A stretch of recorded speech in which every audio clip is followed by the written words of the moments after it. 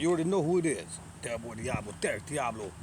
Diablo TV, like and subscribe, do things you're supposed to do. And this is gonna be for my fellow countrymen, Americans. I'm talking about Yanks, yeah.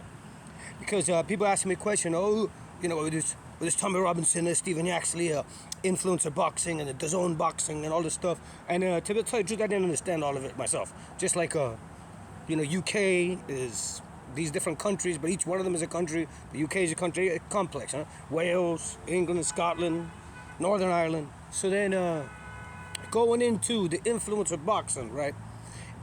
To relate it to America is different because America has boxing commissions and state, so we have amateur boxing, related to Olympic boxing and professional boxing.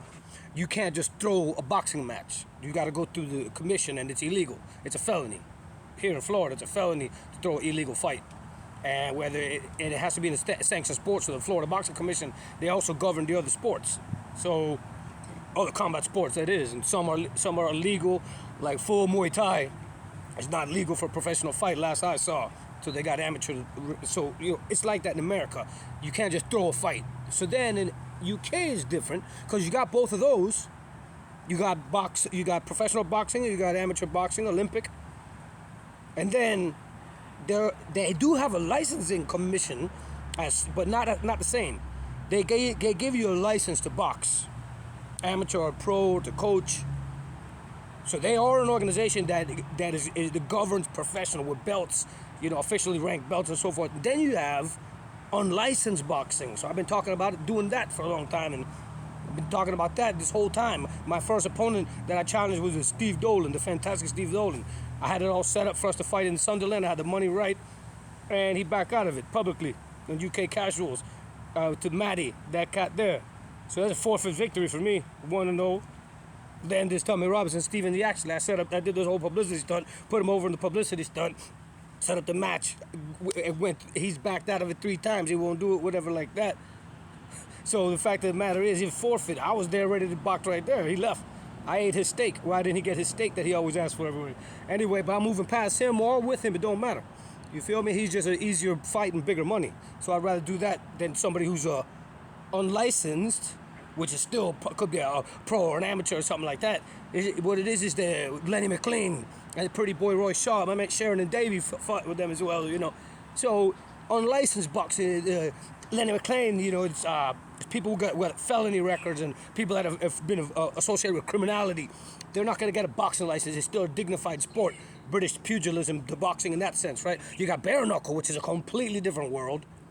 So let's not even talk about that. We're talking about glove boxing now, but you got a whole bare-knuckle scene and different iterations of that.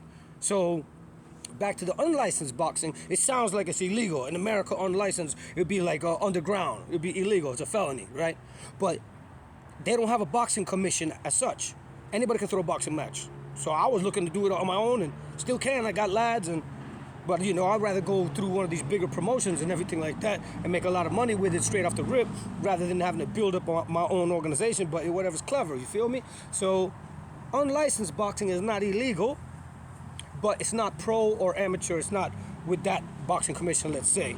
So then you got what you call white-collar boxing. White-collar boxing, rules are a little different, shorter rounds, bigger glove, but besides that, it's people who are not amateur or professional boxers, or people who are not doing it for a living, white-collar. So maybe it started with a white-collar type, but it's anybody, working class, whatever background, but people that have another job of some sort, or they're not trained professional boxers and everything like that. White-collar boxing. It's not the same as unlicensed boxing, but it falls like under unlicensed boxing because it's not part of the professional and amateur structure. So it's a bit like football, like soccer. It's much more complex over there. There's more different leagues and everything like that, divisions. So then, what is influencer boxing? And now the Misfits boxing, you saw the biggest story in the whole world, whether you like it or not, in the KSI and the Logan Paul. So the influencer boxing, obviously is an influencer, or another way to say it, for somebody who perhaps is not an influencer as such, but it's out there, celebrity white-collar boxing. So you've seen that before, right? Of course we have. Danny Bonaducci and stuff like that, people like that. So that's like celebrity white-collar boxing. So that's what this influencer boxing is. then what I'm looking to develop is a casuals boxing. All right, I'm not saying hooligan. Let's say hooligan implies violence, and you can say that football casuals is a subculture and a fashion and a certain set of mannerisms and colloquialisms, as it were, you know. And then to be a casual, it doesn't mean necessarily you're out there committing violent acts, which are criminality in UK. So the casuals boxing is football supporters that we're all into the same culture, and we all like to wear the same type of clothes and so forth, and one-upsmanship with different brands. And we have the shared culture. It has a music and so forth, and it's to be compared with other subcultures such as punk, skinhead, rude boys, mods, dandies, teddy boys, and so forth.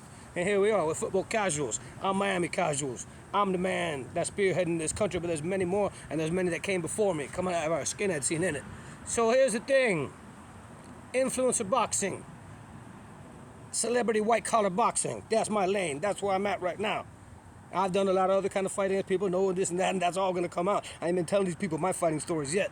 They've been judging me based on new stuff I've been doing recently. I'm about to be 50, and then that opens up a whole nother category of Masters Division, 50 and up. Once I turn 50 in a few months, I want opponents that are going to be 50 years old too. Or I go with these young boys. It don't matter. But influencer boxing, celebrity white-collar boxing. That's where it's at. Look for me, Boy Diablo, 2024, UK.